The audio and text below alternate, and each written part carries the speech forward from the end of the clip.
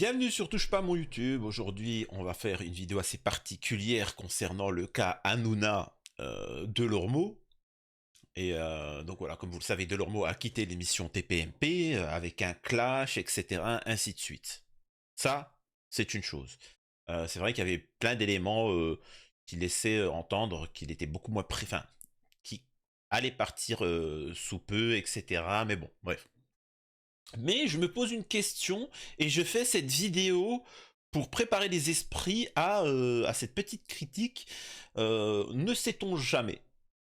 Comme vous le savez, il y a beaucoup de choses qui vont sortir sur Hanouna et croyez-moi, ça va faire mal. Et ça sur plusieurs fronts. Il y a le leader Juan Branco, il y a les deux reportages que je vais sortir coup sur coup, Hanouna et Verdez. Ensuite, nous avons le truc, comment ça s'appelle ça, d'Élise Lucet. D'Élise Lucet, France 2 en septembre. Donc ça va être très difficile pour Hanouna et croyez-moi, moi j'ai déjà un peu les tenants et les aboutissants du reportage de France 2, bon, et les miens, les révélations que j'ai, des témoignages des anciennes chroniqueuses, certaines. Ça va faire mal. Et justement, je me pose la question, ça m'a perturbé de voir autant d'articles sur ce drama Delormeau, etc. Et si ceci n'était qu'un écran de fumée? C'est une analyse, je ne suis pas en train de dire que c'est ça, mais si, et si ceci était un écran de fumée, était une arnaque pour nous faire détourner du regard les reportages qui vont arriver, le livre de Juan Branco et tout ça. C'est-à-dire que, croyez-moi, là, il y a des révélations solides qui vont sortir, ayant peur se dit on va essayer de détourner l'attention. C'est comme une opposition contrôlée, hein. C'est comme la droite, la gauche, l'extrême droite, c'est comme les syndicalistes, c'est comme les manifestations en France. Tout ça, c'est un écran de fumée pour la colère du peuple, la cadrer, la canaliser et leur faire marcher le samedi sur la place et manger des merguez, les merguez de chez Hamid et écouter de la musique. Ça sert à ça, les syndicalistes et les partis. Hein. Les partis politiques servent à ça. Tu vois. C'est pour ça que les Gilets jaunes n'ont été soutenus par aucun politique, aucun média et aucun syndicaliste. Enfin, c'est bien pour vous rappeler. Hein. Là, il n'y avait pas de merguez de chez Hamid. Hein. C'était on veut nos droits. Bref. Est-ce que c'est pas la même situation là? C'est-à-dire qu'ils essayent de créer un drama, mais un drama contrôlé. C'est-à-dire que Mathieu Delormeau va dire à Hanouna, il m'a manqué de respect, c'est un salaud. Et en plus, ce que vous ne savez pas, attention, révélation, Hanouna serait venu, elle aurait mis une gifle. Et Delormeau aurait pleuré, il serait parti. Donc voilà. Le livre de Juan Branco sort le jour, c'est pour ça qu'il faudra faire très attention. Le jour où le livre de Juan Branco va sortir, c'est-à-dire dans 2 semaines, même pas dans une semaine et des poussières, il faudra faire très attention au cas où si Delormeau vient et sort un drama, sort cette affaire-là. Et ensuite, il va nous dire non mais je me réconcilie avec Hanouna. Voilà, la réconciliation en direct, ouais. Et il va dire cache.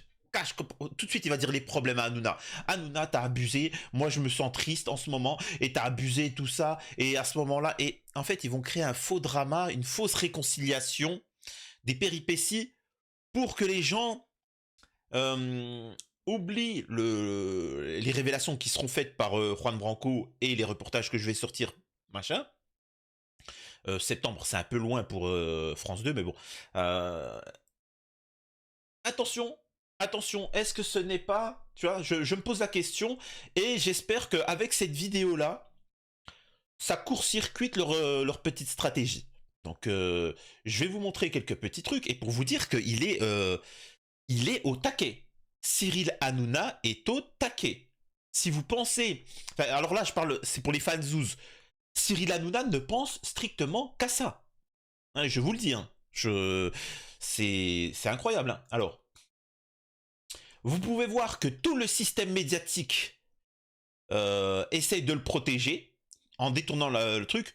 Enquête exclusive, Cyril Hanouna, tout ce que vous ne saviez pas sur Baba, révélation intégrale, cette fois-ci, il va prendre cher. Cyril Hanouna, le 17 septembre 2007, aurait volé un stylo. Pas bien Cyril Hanouna, mais bon, allez. Et puis, la dernière fois, il a joué à Mario Kart, et Il a utilisé 2 fois la carapace rouge. C'est un mauvais joueur. Ouais là, révélation, on a tout dit. Wouh, c'est bon. Allez, on passe à la suite. Surtout ne vous occupez pas des révélations de ces fumiers là, des autres qui vont sortir.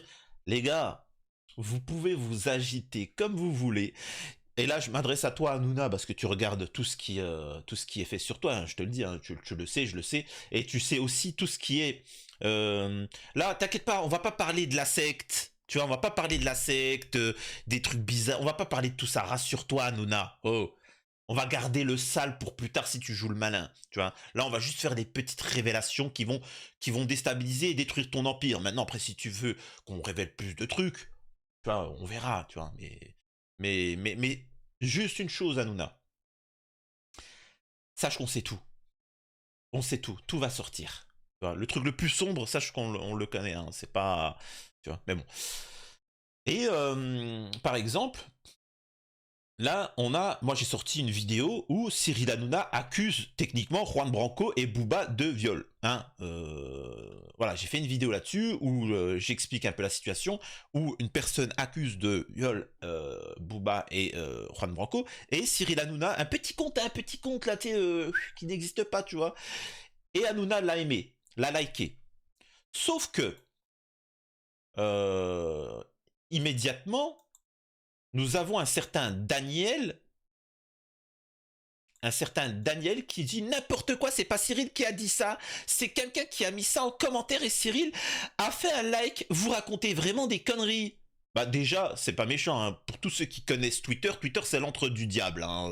C'est-à-dire qu'il y, y a les 7 enfers et il y a Twitter. Et après, t'as le machin. Là, il me vouvoie de manière polie, etc. C'est un peu bizarre, tu vois. Il me vouvoie. C'est la première fois que je vois ça, hein. C'est incroyable. Alors je me suis dit, c'est qui ce personnage intrigant, tu vois, qui défend Hanouna. Faut savoir qu'il y a personne qui défend Hanouna. Et là, je vois, c'est un petit compte. 47 abonnements et 12 abonnés. Il y a 12 personnes qui le suivent. Qui sait cet individu? C'est bizarre, tu vois. Et là, Baba, on t'aime, machin, etc. Et surtout, TPMP Actualité le suit? Cyril Hanouna? Eh ben dis donc, pour quelqu'un qui s'intéresse pas à ces affaires-là, c'est bizarre, tu vois. Sacré Hanouna, t'es dans la merde, mon petit. Vraiment, t'es dans la merde. Et j'aimerais aussi préciser un truc. J'aimerais mettre ce petit passage hein, de Salim Laibi, le libre penseur. Écoutez-moi bien. Au secrétaire d'État au numérique qu'on ne peut rien faire, que les gens sont derrière l'anonymat de Twitter, c'est faux. Ça n'existe pas en France aujourd'hui. Aujourd'hui, je le sais, je l'ai vécu. Vous pouvez attaquer en justice n'importe qui dit quelque chose sur Twitter ou Facebook. On le retrouve avec son adresse IP. Immédiatement, il est retrouvé. Secondo, si vous likez, ça y est, c'est dans la jurisprudence, si vous likez une information injurieuse ou diffamatoire, vous êtes condamné en France. Ok? On vous retrouve, les gens, ils se camouflent pas, c'est pas des Jason Bourne. Hein? Ils ne se camouflent pas derrière l'informatique avec des IP, des murs, je ne sais pas quoi. Hein. Ils sont tous à domicile ou ils tweetent avec leur téléphone portable. IP, IEMI, on le retrouve immédiatement et ils sont condamnés. Donc c'est clair. Hanouna, le fait que tu likes une information fausse, des accusations gravissimes que tu as fait envers Juan Branco et Booba, tu valides ces propos-là et tu peux être condamné pour ces propos-là. Surtout que, encore une fois, tu devrais te calmer avec tout ce que tu as dans le dos. Vraiment. Et aussi ton camarade Verdez. Tu devrais te calmer. C'est bien beau de fermer des chaînes YouTube à droite à gauche, mais les révélations vont sortir, mon petit. Sache-le. Bref, on va finir sur ça. Vraiment, soyez très attentifs. Rappelez-vous l'affaire Palmade, comment ils ont endormi l'affaire, comment tout le système médiatique, politique, tout s'est mis en place, et le monde de YouTube s'est mis en place pour défendre Palmade. Regardez comment l'affaire Zemmour, le fils Zemmour qui a fait une palmade, et pourtant personne n'en parle. Il y a que... Il n'y a qu'un pauvre petit youtubeur que vous êtes en train de regarder qui en a parlé. Là, c'est ce qui va se passer avec Hanouna. Bolloré, ils vont mettre le paquet, donc ils vont tout utiliser, c'est-à-dire les menaces, les suppressions de chaînes, les attaques à dominem, l'écran de fumée, ils vont tout faire pour invisibiliser le drama qui va sortir avec machin. Euh, Il y a même des rumeurs, il y a même des rumeurs qui disent que Cyril Hanouna est celui qui a commandé tous les livres sur Internet. C'est lui qui a acheté tous les livres.